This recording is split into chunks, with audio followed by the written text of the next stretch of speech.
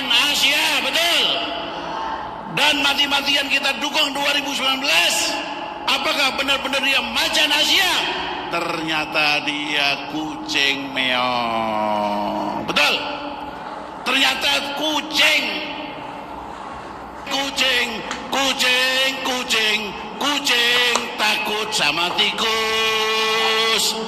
Tapi saya melihat pesimis. Kenapa? Dia mengatakan saya adalah belajar, guru saya adalah Jokowi. Dan dia adalah menyatakan dirinya tetap loyal dengan program Jokowi. Para Cina-Cina cukong yang 9 naga, sekarang 10 naga katanya. Sekarang 10. Inilah yang mempunyai proposal roadmap daripada Indonesia ke depan. Dan sebagai boneka yang menjalankan adalah Jokowi.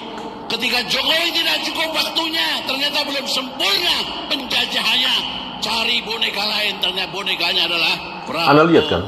Dan Prabowo Anda saksikan kan video program Jokowi. Seorang bangkai tua, udah mau mati orang ini, bisa-bisanya membuat ya pernyataan-pernyataan yang sangat-sangat rasis kepada seorang presiden yang resmi dilantik hari ini. Kita ingin menjadi bangsa yang berdemokrasi. Kita menempatkan kedaulatan rakyat setinggi-tingginya. Dalam dasar negara kita, Pancasila, kerakyatan merupakan sendi utama dari kelima sila yang kita junjung tinggi. Kerakyatan yang dipimpin oleh hikmat kebijaksanaan dalam permusyawaratan perwakilan. Kita menghendaki kehidupan demokrasi, tapi marilah kita sadar bahwa demokrasi kita harus demokrasi yang khas untuk Indonesia. Demokrasi yang cocok untuk bangsa kita. Demokrasi yang berasal dari sejarah dan budaya kita. Demokrasi kita harus demokrasi yang santun. Demokrasi di mana berbeda pendapat harus tanpa permusuhan. Demokrasi di mana mengoreksi harus tanpa caci maki. Bertarung tanpa membenci. Bertanding tanpa berbuat curang. Demokrasi kita harus demokrasi yang menghindari kekerasan, yang menghindari adu domba, yang menghindari hasut menghasut. Demokrasi kita harus demokrasi yang sejuk, demokrasi yang damai, demokrasi yang menghindari kemunafikan. Saya juga kaget ya, dan saya. Assalamualaikum warahmatullahi wabarakatuh. Saudara-saudara sekalian dimanapun Anda berada, ini Bang Toyib 207 selalu mendoakan semoga Anda semua dalam keadaan sehat walafiat, tidak kurang suatu apa, dan selalu mendapat lindungan dari Allah Subhanahu wa Ta'ala. Saudara, melihat peristiwa akhir-akhir ini yang cukup sangat menggembirakan. Yang pertama, telah terpilihnya Bapak Prabowo sebagai Presiden Republik Indonesia terpilih. Beliau kelihatannya akan segera melibas kaum Balawi yang selama ini sudah berbuat di luar kewajaran. Kita semua berharap semoga Presiden yang baru ini tegas terhadap kaum Balawi yang kurang ajar dan juga tegas menegakkan hukum di mana bisa melindungi rakyat yang lemah, karena selama ini kepemimpinan Pak Jokowi itu tidak tegas, ya sama sekali tidak tegas. Itu kesalahan terbesar Pak Jokowi adalah tidak tegas terhadap orang-orang yang melanggar hukum, dibiarkan bebas melenggang. Harapan kami sebagai rakyat jelata, Pak Prabowo bisa menegakkan hukum dari pelanggar-pelanggar apapun, pelanggar politik, pelanggar norma kehidupan, pelanggar agama, penistaan agama, dan juga pelanggar-pelanggar yang sengaja merendahkan martabat bangsa Indonesia. Untuk itu, saya mengajak kepada seluruh rakyat Indonesia berdoa. Berdoa untuk kebaikan semua, berdoa untuk pemimpin kita, semoga ke depan bisa membawa Indonesia lebih baik, lebih sejahtera, lebih makmur, lebih aman tentunya ya. Saya di sini tidak akan bicara masalah ekonomi, masalah politik dan lain-lainnya, karena itu bukan bidang saya. Saya sebagai rakyat hanya bisa berharap tegakkan hukum seadil-adilnya,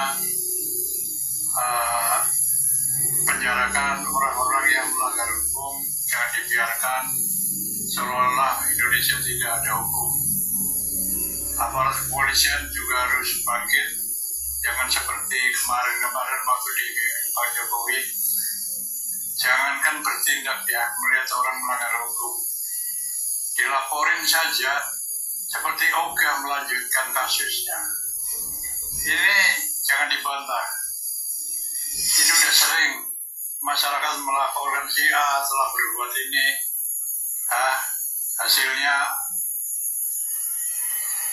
nol besar, didiamkan saja. Ada lagi masyarakat melaporkan lagi ada kasus ini, hasilnya begitu juga nol besar. Ada lagi kasus di depan mata yang betul-betul polisi juga udah tahu yang harusnya nggak usah dilaporin saja, udah harus sudah dibereskan, ditangkap, tidak bertindak apapun. Bahkan dilaporin saja lama sekali kasusnya, hanya kasus begitu sampai berbulan-bulan, bertahun-tahun tidak selesai. Ini apa-apaan ini pihak aparat ini. Semenjak, maaf kata ya, semenjak dipimpin Jenderal Listio Sigit, ini hukum seperti mati, seperti nggak ada respon. Padahal polisi atau aparat keamanan itu kan pelindung rakyat, ya. Jadi selama ini kerjanya ngapain? Tidur mulu ini. Kayaknya nggak peduli terhadap hukum. Nah ini kasihan pada rakyat yang sudah taat pada peraturan negara, seperti nggak ada perlindungan. Mereka yang berbuat jahat, semena-mena, arogan, dibiarkan saja melenggang dengan bebas, ketawa-ketawa. Nah ini juga nggak benar. Koruptor juga dibiarkan saja. Ini yang aneh lagi, ada usulan undang-undang perampasan hasil korupsi, ya, nggak gol ini sampai hari ini belum ada kepastian, seperti dibiarkan. Berarti kan DPR juga ketakutan kalau mengesahkan undang-undang perampasan aset koruptor. Padahal ini undang-undang udah benar nih. Rakyat juga udah berharap banget undang-undang ini bisa disahkan. Tujuannya untuk memiskinkan koruptor, dan pada akhirnya orang itu akan mikir kalau mau korupsi, takut dimiskinkan, ya, takut dipenjarakan dan lain sebagainya. Nah, ada lagi negara yang bagus sekali ya, walaupun kita nggak suka ya. Cina itu negara komunis katanya, tapi faktanya koruptor di sana dihukum mati loh. Di sini yang negara agamanya 90%, koruptor dibiarkan melenggang bebas, malah ketawa-ketawa, dada-dada di TV, ya, senyum-senyum, karena dia tahu, paling hukumannya sebentar. Udah gitu kalau nyogok ke pihak yang memenjarakan, nanti dikurangi hukumannya. Yang harusnya 20 tahun jadi 15 tahun. Nanti di penjara kasak-kusuk lagi, turun lagi jadi 10 tahun. Nanti kasak-kusuk lagi dengan orang-orang hukum, turun lagi. Jadi artinya hukumannya harus 20 tahun, paling-paling dijalani 4-5 tahun. Sementara uang harta hasil korupsi dia simpan di tempat yang orang tidak tahu. Nah, atau di tempat di bank luar, sehingga hukumannya habis, uang masih banyak. Ya dia nggak kapok, jerah, tetap masih korupsi lagi. Nah, dengan adanya presiden yang baru ini Pak Prabowo, sekiranya harapan rakyat dipenuhi, tegas terhadap koruptor, tegas terhadap pelanggar-pelanggar, baik pelanggar politik, agama, dan sosial. Ini harus tegas, jangan dibiarkan. Ada orang menghina negara, ada orang mencaci maki negara, ada orang menghujat negara, dibiarkan saja, itu nggak benar. Jadi harapan kami Pak Prabowo yang tegas lah ya. Dan juga jangan sampai negara ini diinjak-injak dan hilang wibawanya. Untuk mengantisipasi hilang wibawa, ya satu-satunya jalan harus ditegakkan hukum yang setegak-tegaknya dan yang representatif, ya, dan juga tidak tebang pilih. Yang harus dihukum hukum, yang tidak harus dihukum jangan dihukum. Karena ada beberapa kasus salah tangkap, nah itu kan nggak benar. Orang yang tidak salah ditangkap, sementara yang salah ketawa-ketawa di restoran. Nah ini nggak benar. Sekali lagi pada seluruh rakyat Indonesia, mari doakan semoga pemimpin kita yang baru berbuat jujur ya, sidik, amanah, patuh, tabligh. Prabowo Subianto adalah macan Asia, betul. Dan mati-matian kita dukung 2019. Apakah benar-benar dia macan Asia? Ternyata dia kucing meong. Betul. Ternyata kucing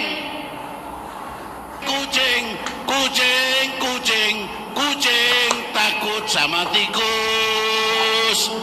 Tapi saya melihat pesimis. Kenapa? Dia mengatakan saya adalah belajar, guru saya adalah Jokowi.